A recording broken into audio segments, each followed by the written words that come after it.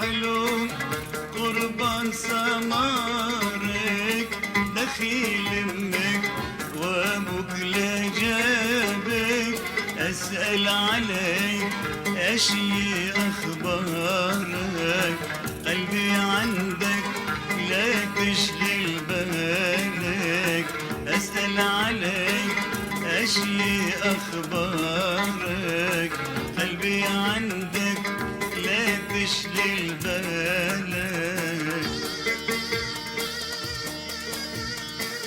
الله الله.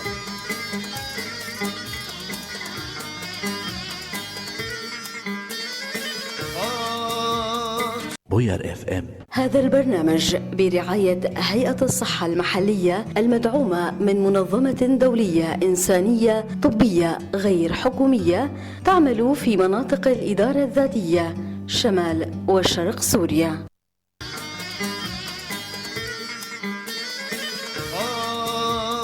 شوخي منو سريا برانا لو مالي منو سريا برانا دابور دستي نزانا لو دابور دستي نزانا شوخي منو سريا برانا لو مالي منو سريا برانا دابور دستي نزانا دابور دستي نزانا شوخي منو سريا برانا دابور دستي نزانا شوخي منو سريا برانا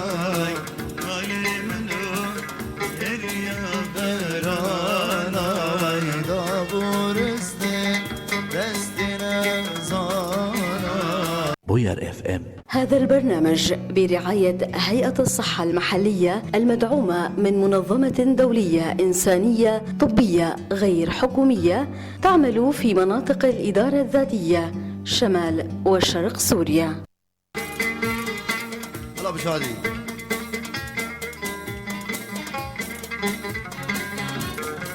اهو اهو اهو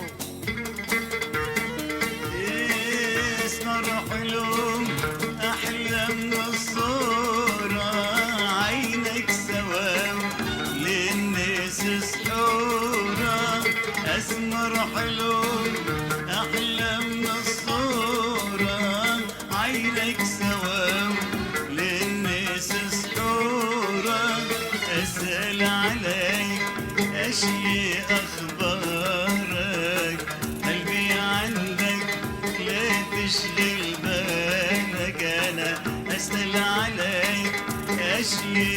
بوير اف ام. هذا البرنامج برعاية هيئة الصحة المحلية المدعومة من منظمة دولية إنسانية طبية غير حكومية تعمل في مناطق الإدارة الذاتية شمال وشرق سوريا.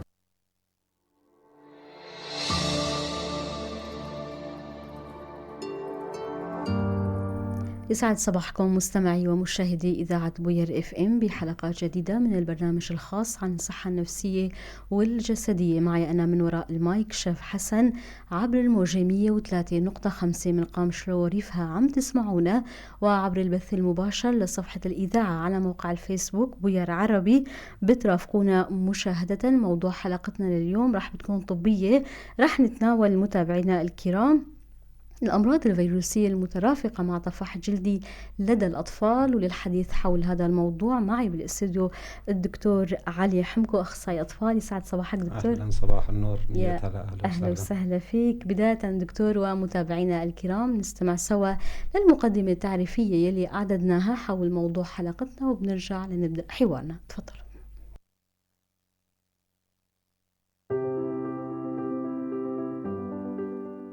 الأمراض الفيروسية المترافقة مع طفح جلدي هي مجموعة من المشاكل الجلدية تسببها الفيروسات، ويتسبب الطفح الجلدي بحدوث احمرار أو تقشرات بيضاء أو صفراء، وظهور بثور لؤلؤية أو كيسات، وهي غالبا ما تكون معدية. ويصاب معظم الأطفال والرضع بالطفح في مرحلة ما من طفولتهم، ومن الشائع أن ينتشر الطفح في معظم الجسم أو في الجسم كله قبل أن يختفي خلال بضعة أيام أو أسابيع. هذا وتتضمن الأمراض الفيروسية المرافقة مع طفح جلدي طيف من الأمراض التي تصيب الأطفال، ومنها الحصبة والحصبة الألمانية والطفح الوردي أو الوردية الطفيلية وجدري الماء أو الحماق. وتعد العدوى الفيروسية من الأسباب الأكثر شيوعا، إلى جانب عوامل وأسباب أخرى، منها التهيج من المنتجات الكيميائية أو الصابون بمختلف أنواعه، وأيضا الحرارة والحساسية والعدوى البكتيرية. وبحسب الأطباء ففي معظم الحالات يصاحب ظهور الطفح الجلدي الفيروسي أعراض أخرى كالحمى والقشعريرة والإعياء والصداع والتهاب الحلق والإسهال، منوهين أن هذه الأعراض قد تكون شائعة أيضا مع الطفح الجلدي غير الفيروسي. وفي أحدث بياناتها لهذا العام تشير المنظمة الصحة العالمية أنه رغم اللقاحات المأمونة وعالية الجودة ضد الحصبة، فقد أشارت التقديرات لعام 2023 إلى وقوع نحو 107,500 حالة وفاة بسبب هذا المرض حول العالم، مضيفة أن معظمها وقعت فيما بين أطفال دون سن 5 من غير الملقحين أو منقوصي التلقيح. ومن الإرشادات لجعل الطفل المصاب يشعر براحة أكثر خلال فترة المرض الفيروسي المترافق مع طفح جلدي تناول كمية جيدة من السوائل الدافئة، والحفاظ على أظافر الطفل قصيرة وناعمة، وعلى برودة جسم الطفل حيث يمكن أن تجعل الحرارة الطفح الجلدي مثيرا للحكة. أما للحماية من انتشار الفيروسات فيمكن اتباع هذه الإرشادات: غسل اليدين جيدا بالماء والصابون لمدة 20 ثانية على الأقل، ثم شطفها وتجفيفها جيدا، وتنظيف أسطح الطاولات ومقابض الأبواب والأسطح الصلبة الأخرى، وأيضا تجنب الملامسة الجلدية للمواد الكيميائية الحادة، أيضا تناول وجبات صحية وغنية بالفيتامينات والمعادن للحفاظ على نظام غذائي متوازن يعزز صحة البشرة ويقوي الجهاز المناعي.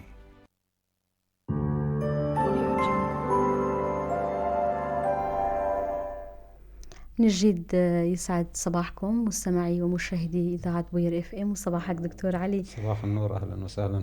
أهلا وسهلا فيك. بداية دكتور، ما المقصود بالأمراض الفيروسية المترافقة مع طفح جلدي، وكيف فينا نوضح الطفح الجلدي؟ طبعا احنا بالنسبة للطفح الجلدي هو كل الأمراض الجلدية، هذا مو بحثنا لهذا اليوم. قصد الأمراض الفيروسية اللي ترافق بطفح جلدي، يعني تترافق بأعراض جهازية، أعراض تنفسية، سواء كان حرارة، سعال، يعني انتانات تنفسية، وتترافق مع الطفح الجلدي، ويكون المسبب فيروسي، والمسبب عادة فيروسي. دكتور، يعني هل كل الأطفال والرضع خاصة معرضون للإصابة بالطفح في مرحلة ما من الطفولة؟ طبعا كل الأطفال قبل عصر اللقاحات كانوا يصابوا بهالأمراض اللي راح نحكي عنها، بس بعد عصر اللقاحات صار مو بالضرورة الطفل يصاب بهذه الأمراض. مع التطور الطبي صار في وقاية. دكتور، ما هي أهم الأمراض الفيروسية المترافقة مع طفح جلدي لدى الأطفال؟ أكثر الأمراض شيوعا الحصبة والحصبة الألمانية والطفح الوردي أو الوردية الرضيع وجدري الماء أو الحماق. هاي أكثر 4 أمراض شائعة عند الأطفال. نعم دكتور، نبدأ بتناول الحصبة. ما هو هذا المرض، وشو هو العامل أو المسبب الفيروسي للحصبة؟ طبعا الحصبة مرض فيروسي، المسبب هو فيروس، مرض معدي بشدة، شديد العدوى، يعني 90% من المماسين مع المريض سوف يصابون بهذا المرض. مرض معدي بشدة، سيره شديد، اختلاطاته عادة تكون خطيرة. أي الأعمار يصيب دكتور؟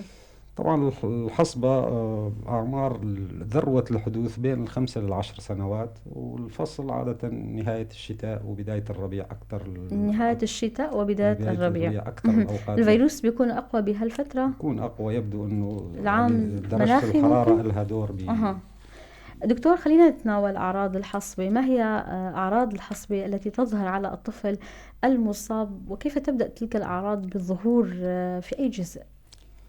اولا عندنا الحصبه 3 مراحل. اولا فتره الحضانه هاي بدون اعراض، فتره يعني انه الطفل لقط الاصابه هاي تدوم حوالي 10 ايام. فتره 10 حضانه أيام تكون فترة حضانة، لا يكون هناك أي لا أعراض. يكون هناك اي اعراض. ها. بعدين يبدا الطور البادري.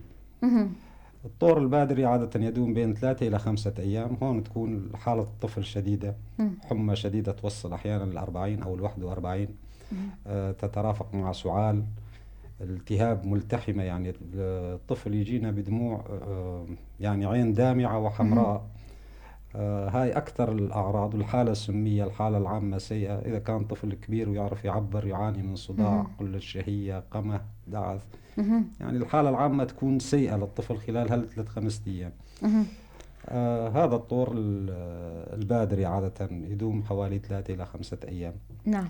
الطور الثالث وهو طور ظهور الطفح. طبعا الطفح بالحصبة يكون مميز. أولا طفح حويصلي، يعني بقعي حطاطي بدون حويصلات. نعم. يظهر بالبداية على الوجه، في اليوم الأول على الوجه، ثم في اليوم الثاني ينتشر إلى الجذع. في الطور الثالث دكتور. نعم. واليوم الثالث يبدأ بالانتشار إلى الأطراف، وعندما يصل إلى القدمين يبدأ بالشفاء، بالتحلل من الوجه والجذع والأطراف يعني. نعم. مع ظهور الطفح بالقدمين يكون هي آخر مرحلة، ومرحلة البدء بالشفاء. نعم. نتحدث عن فترة العدوى للحصبة، وكيف ينتقل هذا الفيروس؟ طبعا العدوى عن طريق التنفس، عن طريق الأرذاذ. العدوى تكون شديدة. فترة العدوى من اليوم السابع من الطور البادري وحتى 5 أيام بعد ظهور الطفح. طبعا هون يفضل عزل المصابين، يعني طبعا كل المرضى اللي تنتقل عن طريق التنفس العزل يكون صعب، لكن المصاب يجب أن يعزل، يعني لا يذهب إلى أماكن التجمعات، لا يذهب إلى أماكن المدارس، يعزل في البيت. طبعا المماسين في البيت عادة 90% يصابون. نعم. دكتور، فترة الحضانة بتستمر ل10 أيام. بهذه الفترة لا يكون هناك عدوى. نعم. ولكن الشخص أو الطفل هنا لا يعلم أنه هو مصاب بالحصبة، والحصبة شديدة العدوى. هل هذا الفيروس، كيف يتم علاج الطفل المصاب بالحصبة؟ هل يعطى مضادات أو أدوية؟ نحن كل الأمراض الفيروسية عادة لا تحتاج إلى مضادات حيوية. نعم.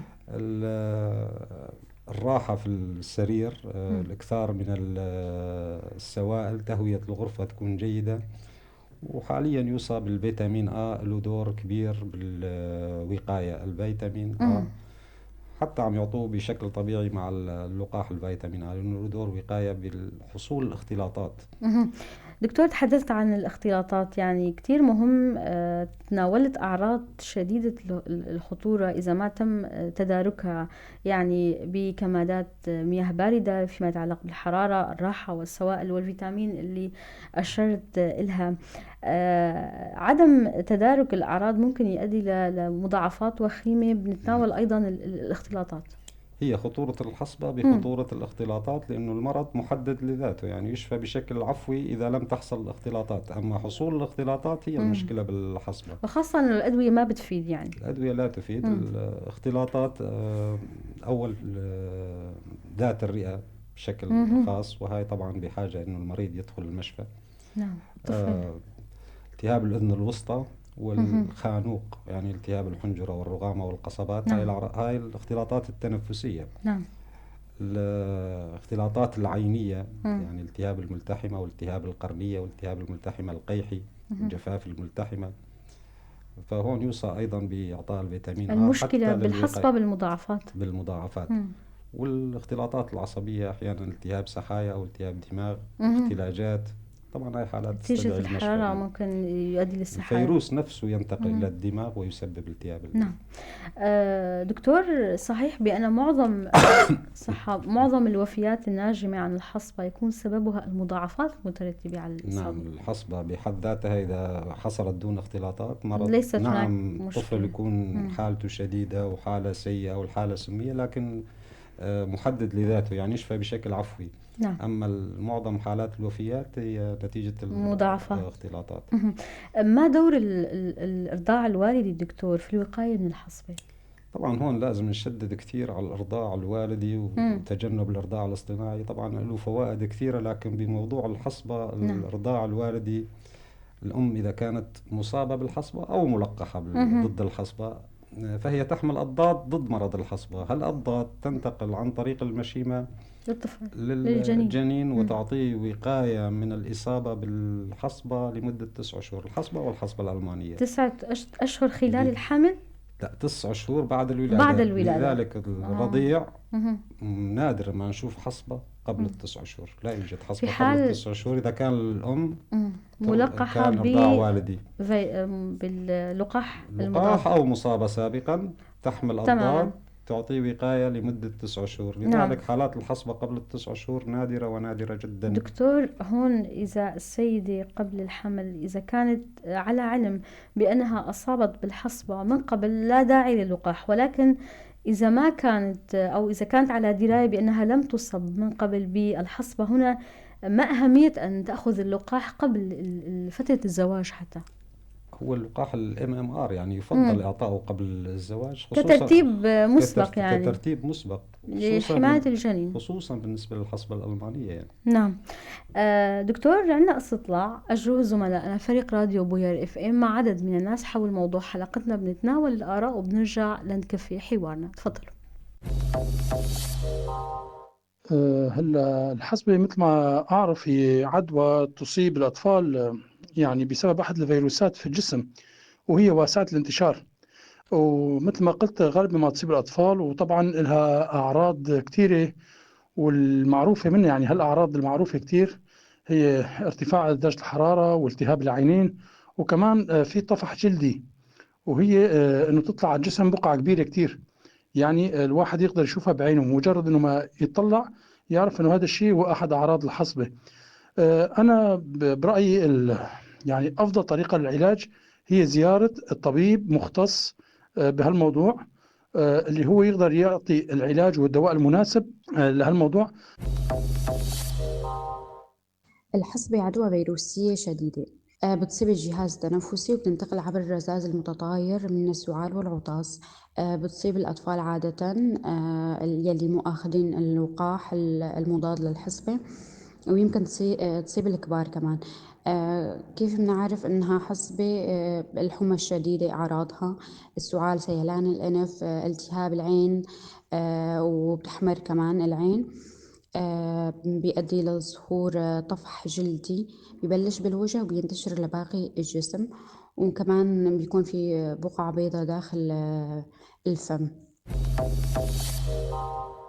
الحصبة هو مرض فيروسي حاد يؤدي إلى طفح ينتشر بالوجه خلف الأذنين وعلى الظهر وعلى البطن أكثر شيء. طبعا هو عبارة عن حطاطات وتكون قليل الحكة، حطاطات بقع حمراء. هاي البقع تكون يعني الحكة فيها قليل، وتظهر البقاعات بعد ما ينصاب بالفيروس بين 7 أيام ل20 يوم. جدري الماء هو عدوى فيروسية كمان بسببها فيروس خاص بالجدري الماء. بيميزها أنه يظهر طفح جلدي مثير للحكة، يعني حكة شديدة بتصيب بالأماكن الحبوب يلي عم تطلع على الجسم، اللي هي حبوب حمراء مليئة بالسوائل، بعدين بتشف وبتصير قشور. حيث أن الأسباب الحصبة تتمثل بانتقال العدوى من الشخص المصاب إلى آخرين من خلال هذا الرذاذ، وذلك أما بطريقة مباشرة كان يستنشق الشخص السليم هذا الرذاذ خارج من الشخص المصاب، أو يلامس الشخص السليم الأسطح الملوثة بهذا الفيروس ثم يضعه في فمه أو أنفه إذا يعيش الفيروس على الأسطحة. هو بالأساس التهاب في المسالك الهوائية التنفسية يسبب فيروس معدن جدا. قد يكون داء الحصبة خطيرا جدا إلى درجة أنه قد يسبب الموت لدى الأطفال الصغار جدا. جدر الماء اسمه جدر الماء النطاقي، ينتقل عن طريق الاحتكاك المباشر. طبعا كمان فيروس هو يسبب طفح جلدي هاد مع حكة. الحصبة عادة حكة بس ويعطي بثور صغيرة مملوءة بسائل. الفرق بينه وبين الحصبة حطاطات حمراء كبيرة بالحصبة، أما بجدر الماء بثور صغيرة مملوءة بسائل. هنا تظهر الإصابة، يعني يظهر البثور تظهر بعد الإصابة ب10 ل 14 يوم من الإصابة، ويعطي كمان حمى وفقدان شهية وصداع ووهن عام، وكمان تؤدي التهاب دماغ. هاي أحد مضاعفاتها الخطيرة.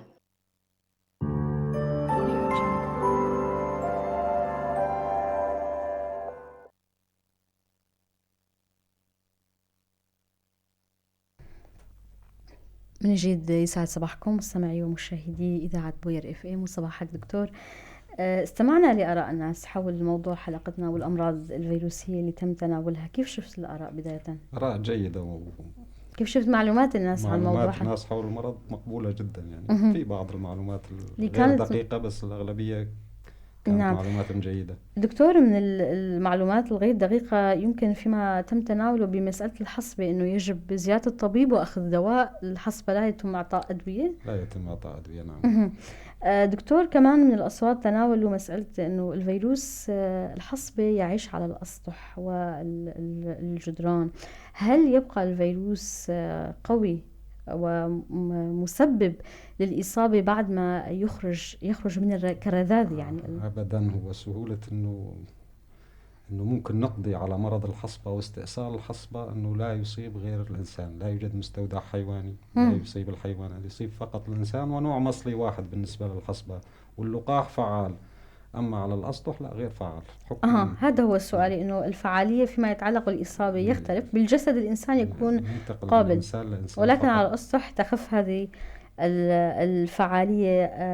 أيضا تناولوا أنه هي الحصبة هو بقع بيضاء داخل الفم. البقع البيضاء من أحد أعراض الحصبة بالطور البادري، بقعة نسميها بقع كوبليك. هاي تظهر على الحنك الرخوي، يعني على مخاطية الفم مقابل الرحى. أيضا هاي البقعة تكون مميزة الحصبة، مثل حبات الرمل، تظهر على باطن الفم. نعم. هاي تدوم حوالي 18 ساعة، يعني إذا شوهدت هذه البقع فهي مشخصة للحصبة قبل ظهور الطفح. دكتور، أيضا الحصبة هو قليل الحكة، ليس لا يوجد حكة، لا يوجد حكة بالحصبة، والحصبة لا يوجد حكة، جذر الماء هو اللي فيه. نعم. خلينا ننتقل للحصبة الألمانية. دكتور علي، ما هي هذه الحصبة، وما هو الفيروس المسبب للحصبة؟ أيضا الحصبة الألمانية الفيروس المسبب اسمه الروبيلا، أيضا يعني المرض فيروسي. طبعا أول ما ظهرت هالحالات كانت في ألمانيا، لذلك سمي بالحصبة الألمانية. يعني لاحظوا أنه أعراض شبيهة بأعراض الحصبة لكن تجي بشكل أخف، لذلك سميت بالحصبة الألمانية. طبعا الفيروس مختلف، هو الفيروس اسمه روبيلا. الفيروس اللي عزل من الحصبة الألمانية مختلف جذريا عن نعم. فيروس الحصبة. دكتور، هل يصيب هذا الفيروس نفس الأعمار التي يصيب الحصبة العادية؟ نفس أعمار الحصبة العادية، بين 5 إلى 14 سنة عادة. الأعراض تكون خفيفة، يعني بالبداية يكون حمى خفيفة، سعال رشح خفيف، وبعدين يظهر الطفح بنفس ترتيب الطفح الحصبوي، لكن الحالة العامة جيدة. لا يوجد حمى شديدة، لا يوجد التهاب ملتحمة، لا يوجد سعال شديد. الأعراض تكون خفيفة لمتوسطة. نعم، خفيفة لمتوسطة. الشيء المميز للحصبة الألمانية نلاحظ ضخامة عقد لمفاوية خلف الأذن، يعني هاي مميزة للحصبة الألمانية. كمان مشخصة للإصابة؟ مشخصة إذا ترافقت مع الطفح. طبعا المشخص بالأمراض هو الطفح، ظهور هو الطفح، عامل مشترك، يعني هو ظهور الطفح، هو عرض مشترك. لكن الحالة العامة الجيدة بالحصبة الألمانية، الطفل نشاطه طبيعي، حركته طبيعية، شهيته طبيعية، حرارة خفيفة، يعني لا يعاني من الأعراض اللي. دكتور، والعدوى، يعني فترة العدوى متى تبدأ في الحصبة الألمانية؟ نفس الحصبة العادية. دكتور، أشرت أنه الأعراض تكون متوسطة، وأحيانا قد لا تظهر أعراض أيضا حتى يمر بدون. ولكن يعني هنا أريد أن أسأل، في حال إصابة جنين خلال فترة الحمل، هنا هل سيكون هناك خطورة؟ طبعا قلنا الحصبة الألمانية من الأمراض الخفيفة على الأطفال، لكن إصابة الحوامل بالحصبة الألمانية خلال 3 الأشهر الأولى من الأمراض الخطيرة، أنه تنتقل إلى الجنين، تسوي تشوهات خلقية جنينية على مستوى القلب وعلى مستوى الدماغ وعلى مستوى الكبد. في فترة الحمل قد يسبب هذه خلال فترة الإصابة. الحمل إصابة الأم الحامل بالحصبة الألمانية تؤدي إلى إصابة الجنين. إصابة الجنين وحدوث تشوهات خلقية. نعم. دكتور، ما هي الاختلاطات لهذا المرض؟ لا يوجد اختلاطات للحصبة الألمانية خفيفة لأنه عدا عند المرأة الحامل، يعني تختلف عن الحصبة. في هذه الحالة يكون هناك خطورة. هل يمكن الوقاية من الحصبة الألمانية؟ طبعا الحصبة الألمانية اللقاح. العازل. اللقاح بالدرجة الأولى يعطي مناعة كاملة. نعم. يعني عدم الإصابة. أما بالنسبة للحوامل يجب عزلهم عن المصابين بالحصبة الألمانية. نعم. أخطر شيء هي تماما. دكتور، ننتقل للطفح الوردي أو الوردية الطفلية. ما هو هذا المرض؟ أيضا من الأمراض اللي الفيروسية عادة أيضا ببداية الربيع الفصل اللي يصيبه، لكن المميز أنه يصيب الرضيع، يعني الأعمار بين 6 شهور لحتى السنة. أعمار صغيرة. المميز لهذا المرض الحرارة الشديدة، لكن الحالة العامة جيدة. الطفل لا يشكي من شيء. تصل درجة الحرارة لأي درجة؟ لل40 أو حتى ال41. والأهل ما في سبب، يعني يذهب للطبيب يفحص سواء لا يوجد لا التهاب الأذن الوسطى لا ذات رئة لا يشكي من أي أعراض سوى الحرارة الشديدة. حرارة تدوم 5 أيام. 5 أيام. حتى كافة التحاليل تكون طبيعية خلال هال5 أيام. باليوم الخامس يظهر الطفح. يبدأ الطفح والتحسن المفاجئ، وتذهب الحرارة ويتحسن بشكل. الطفح طبعا يظهر دفعة واحدة على كامل الجسم. فترة الحضانة تستمر ل4 أيام. باليوم الخامس يبدأ الظهور. الحرارة تستمر 4 أيام. باليوم الخامس يظهر الطفح ويشفى الطفل. إذن هو خفيف، ولكن من الأهمية تدارك الحرارة، لأنه لا يشخص قبل ظهور الطفح. يعني يسبب شيء من التلبك عند الأهل وحتى عند الطبيب، أنه أول 5 أيام حرارة بدون سبب. ثم باليوم، لذلك عادة ننتظر أحيانا ما نعطي علاج، ما نعطي صادات، خاصة إذا كانت التحاليل طبيعية، لليوم الخامس للطفل بين 6 شهور للسنة، ليبين إن إذا هو الوردي الطفح الوردي أو شكل آخر من الأشكال الفيروسية مجهولة السبب. نعم. دكتور، كمان يقال بأنه ينتشر أكثر خلال فصلي الربيع والخريف. نعم، خلال فصلي الربيع والخريف، لكن هو غير وبائي مثل الحصبة والحصبة الألمانية، يعني حالات إفرادية. الحصبة يعني لما يصاب معدي بشدة وحالات وباء بالمجتمع. الحصبة الألمانية عندما تنتشر وباء بالمجتمع. أما الوردية الطفلية لا، حالات إفرادية. الحصبة الطفح الوردي يعني يقال بأنه نادرا ما يسبب هذا الطفح تفشي مجتمعي.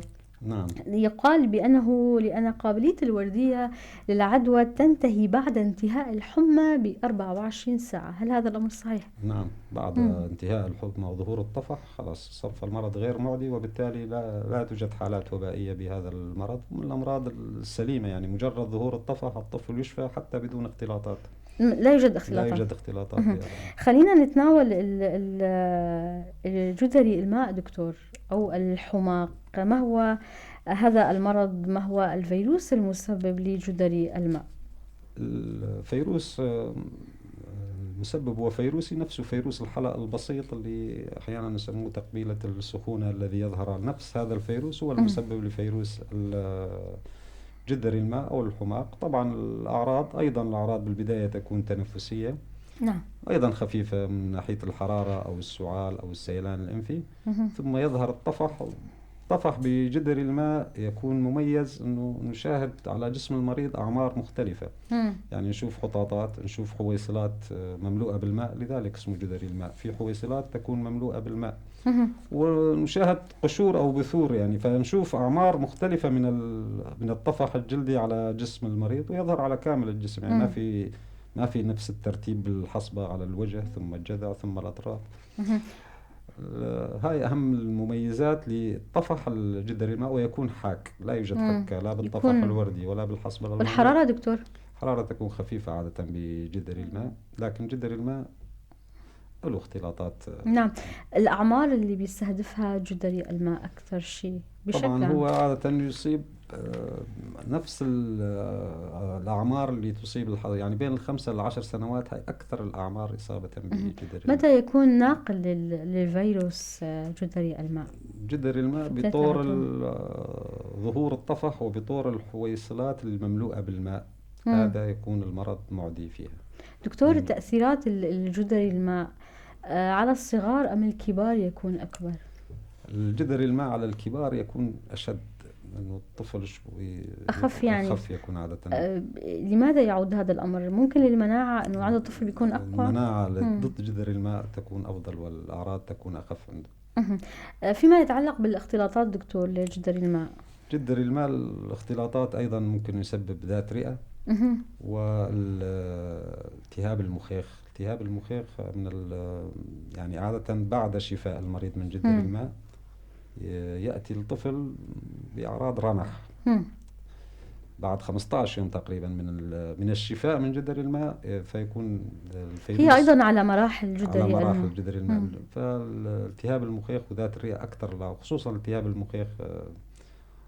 طبعا الشيء اللي لازم نركز عليه انه بجدري الماء ممنوع اعطاء الاسبرين، لانه يؤدي ايضا الى متلازمه راي. هي متلازمه خطيره جدا. متلازمه خطيره، ويمنع اعطاء الكورتيزونات، رغم انه يقال بان نادرا ما يصاب الشخص. نادرا ما يصاب، لكنها اذا اصيبت تكون خطيره جدا، مشكله. وخاصه ويمنع اعطاء الكورتيزونات، لانه احيانا بعض الناس تعطي مراهم تحتوي على كورتيزونات، شاهد طفح جلدي بدون تشغيل الكورتيزونات ايضا من اللي تقلل المناعه وتؤدي الى اختلاطات خطيره. ربما يجب الاكتفاء بالمراهم التي تخفف الحكه وتكون خفيفه. لا يعطى اي مراهم. هو في دواء شو اسمه السيكلوفير احيانا يفيد بحاله جدري الماء، لكن يفضل عدم اعطاء المراهم لانه شفاء عفوي او مطهر. مراجعه الطبيب يعني هو العام الضروره الاهم. دكتور، هو مرض كلاسيكي، مرض جدري، مرض شائع دون عادة الاختلاطات قليل جدا تحدث، ومرض شائع جدا ومنتشر من الأمراض السليمة يعني. دكتور، كيف ينتقل جدري الماء الحماق؟ عن طريق الرذاذ أو بالتماس المباشر؟ بالطريقين، طريق التماس المباشر وعن طريق الرذاذ عن طريق التنفسي. لذلك غسل الماء أو عزل المصاب أو غسل اليدين بالماء والصابون من الاحتياطات المهمة. رح نتناول هلا هالاحتياطات دكتور. فيما يتعلق باللقاحات، هل هناك لقاحات لجدري الماء؟ لا يوجد لقاح من اللقاحات الروتينية اللي منتشرة طبعا بسوريا. الحصبة والحصبة الألمانية لقاح ضمن لقاح MMR. نعم. ثلاثية تعطى مع النكاف نعم، الحصبة والحصبة الألمانية والنكاف. MMR ينعطى بعمر السنة وجرعة داعمة بعمر السنة ونص، ويفضل إعطاؤه أيضا قبل الزواج لأنه في خطورة للحصبة الألمانية عند الحوامل. أما الجدري الماء والوردية الطفلية لا يوجد لقاح. طبعا جدري الماء فيه لقاح بس لا يعطى بشكل روتيني، وخاصة بمجتمعاتنا لا يوجد. بالمجتمعات الغربية يوجد لقاح ينعطى للمعرضين للإصابة. نعم. دكتور، في حال الإصابة بجدري الماء، ما هي الإجراءات التي يجب أن يتبعها الآباء والأمهات فيما يتعلق بالطفل؟ يعني تناولت الآن عدد من الاحتياطات فيما يتعلق بالحرارة، ممكن اللباس اللي بيلبسه الطفل للوقاية من انتقال الفيروس أو تفشي المرض. ما هي هذه الاحتياطات التي يجب أن تؤخذ؟ أولا طبعا بالنسبة إذا كان في حرارة، سواء كان بالنسبة لخافضات الحرارة أو السيتامول أو استخدام المطهرات. بالنسبة للحمام تجنب الليفة بهذه الحالة لأنه ممكن أن ينتشر المرض أكثر يعني. وغسل اليدين بالماء والصابون، عزل الطفل المصاب هاي أكثر شيء بالنسبة دكتور، عزل الطفل خلال لحين الشفاء والتأكد من الشفاء. نعم، لحتى شفاء الطفل. فيما يتعلق بغسل الطفل، كثير من الأفكار فيما يتعلق بمتى يجب غسل الطفل ومتى لا يجب غسل الطفل. يقال أنه الحين تقشر البثور يجب أن لا يغسل الطفل أم لا؟ يفضل حين تقشر الجسم لكي لا ينتشر يعني لأنه الفيروس موجود ضمن الحويصلات المائية، فالحك أو الليفة أو ممكن أن ينثر المرض أكثر بجسم الطفل نفسه ويسبب عدوى أكثر. نعم. تناولت الحك دكتور، يعني كثير من الأطفال يمكن ليس لديهم الوعي والدراية بأنه الحك ممكن يكون في له تبعات مستقبلية. يعني البثور إذا ما حكت بشكل قاسي ممكن يؤدي لحدوث ندبات في المستقبل. ندبات وحدوث ممكن أن تلتهب يعني نفسها يصير إنتاج جرثومي في مكان هذه الحويصلات نتيجة الحك وتقشير قبل توقيت نعم. دكتور، ما هي النصائح التي يمكننا أن نعطيها للآباء والأمهات بشكل عام للتعامل مع الطفل المصاب بطفح جلدي فيروسي المسبب؟ طبعا إذا كان الطفح الجلدي في حالة الحصبة يكون الطفل طبعا بحالة شديدة، حالة سمية، حرارة شديدة واختلاطات يعني نتوجه نحو الحصبة، خصوصا إذا كان في التهاب ملتحمة أو سعال. فهذا يفضل يراجع طبيب، لأنه عادة الحصبة اختلاطاتها تكون خطيرة وقد يضطر إلى دخول المشفى. أما الحالات الأخرى سواء كان جدري الماء أو الطفح الوردي أو الحصبة الألمانية فهي حالات خفيفة ولا داعي. ولكن في حالة إصابة الأجنة تكون خطيرة. حالة الأم الحامل إصابتها تكون خطيرة. نعم. دكتور، الحماية والوقاية من الفيروسات ما هي النصائح اللي فينا نوجهها للتقليل من احتمالية الإصابة بالطفح الجلدي؟ عندنا احنا موضوع اللقاح وبالدرجة الأولى اللقاح الMMR متوفر. اللقاحات الثلاثية. اللقاح الثلاثي نعطى عادة بعمر السنة، والجرعة الدائمة بعمر السنة ونصف، وهذا يوقي بشكل كامل من الحصبة والحصبة الألمانية. فموضوع اللقاح بالدرجة وتوقيتها يعني السنوات التي يجب أن تعطى. نعم. توقيت إعطاء اللقاح. نعم. طبعا بالنسبة لبقية في حال الإصابة يفضل يعني العزل، خصوصا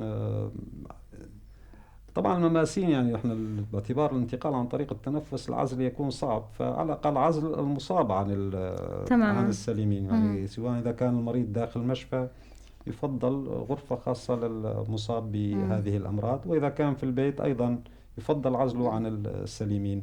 نعم، والنظافة وتغيير الشخصية الملابس وغسل اليدين والنظافة الشخصية، التعقيم. نعم. دكتور، بنهاية لقائنا إذا حابب تضيف أي شيء أو فكرة نحن ما طرقنا إلها، تفضل. والله نحاول قدر الإمكان إنه موضوع الحصبة تقريبا كنا يعني كأطباء أطفال ما كنا نشوفه بالسنوات السابقة. السنة هذه في حالات حصبة وحصبة شديدة العدوى وشديدة التأثير فيما يتعلق بالمضاعفات. فطبعا ما نقدر نعرف السبب، لكن أكيد اللقاحات يجب التركيز عليها، لأنه عادت وظهرت الحصبة مرة أخرى هذه السنة. فالأفضل إنه الحصبة مرض خطير يعني. تمام. تركيز على موضوع اللقاح. كتير شكر لك دكتور علي حمكو، أخصائي أطفال، كنت معنا بالاستوديو تناولنا موضوع كتير مهم، وكتير شكر لكم مستمعي ومشاهدي إذاعة بوير FM. هيك خلصت حلقتنا من البرنامج الخاص عن الصحة النفسية والجسدية. معي أنا شيف حسن من وراء المايك.